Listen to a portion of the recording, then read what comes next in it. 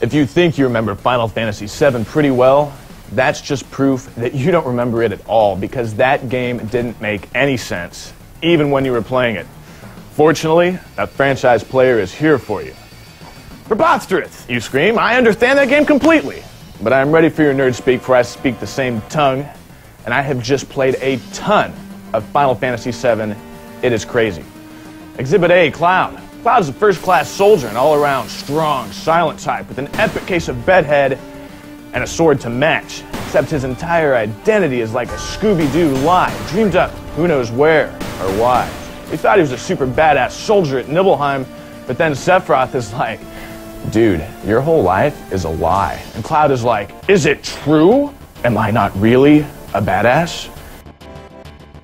This is after he's chopped like 1,000 soldiers, rabid vegetables, and houses on legs, into thousands of tiny pieces. Cloud is definitely badass, but the question lingers. Who the hell am I playing as?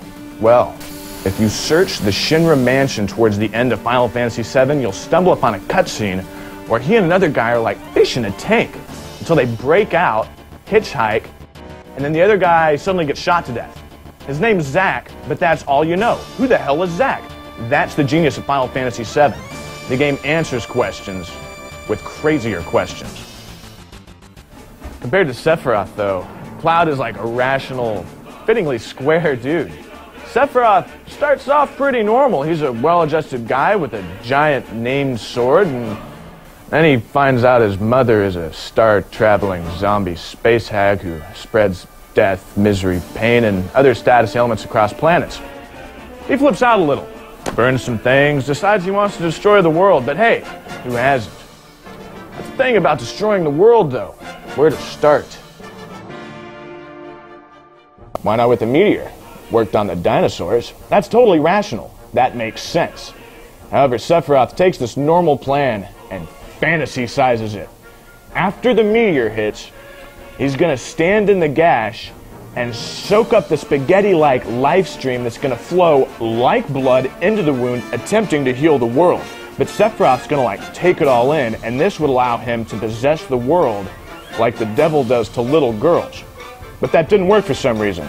So then he decided he would use infected kids and magic to hijack the planet and ram it into other ones, kind of like Grand Theft Galaxy. The guy thinks big. He also thinks crazy, and he definitely takes after his mother. Speaking of which, she is, like we said, an evil monster-spawning intergalactic space hag who spreads misery and death. She's unearthed by some Shinra dudes who think she might somehow be able to lower their gas prices. When it turns out they really have the remains of an ancient menace, we imagine their conversation went something like this. Gee, Bill, she's clearly evil, and legend has it she has already wiped out a race of hippies.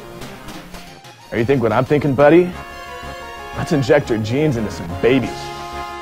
Hey, you have a kid, don't you? Bring that little guy in here. I'll get the needle. By the way, Dr. Hojo's friends call him Bill. If you don't know that, you probably don't know as much about Final Fantasy VII as you think you do. But part of the beauty of Crisis Core Final Fantasy VII, the recently released action RPG from Square, is that it will answer some of the questions and quandaries in a way. It will actually create even more delicious nonsense, because really, that's what we play these games for. Not the belief, but the epic disbelief.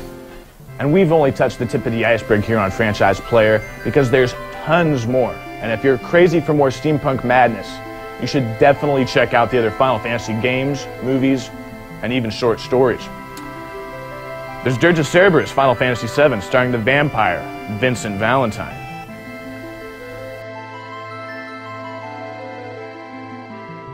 Then there's the awesome Advent Children, a movie that takes place after the events in Final Fantasy VII, with not one Sephiroth, but 3 of them, and a special guest appearance by a very pissed-off Bahamut.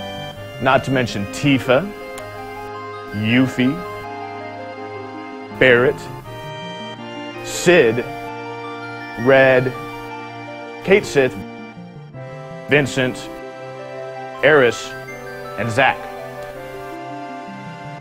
Then there's the novella, On the Way to a Smile, that describes life after the meteor miss from several perspectives.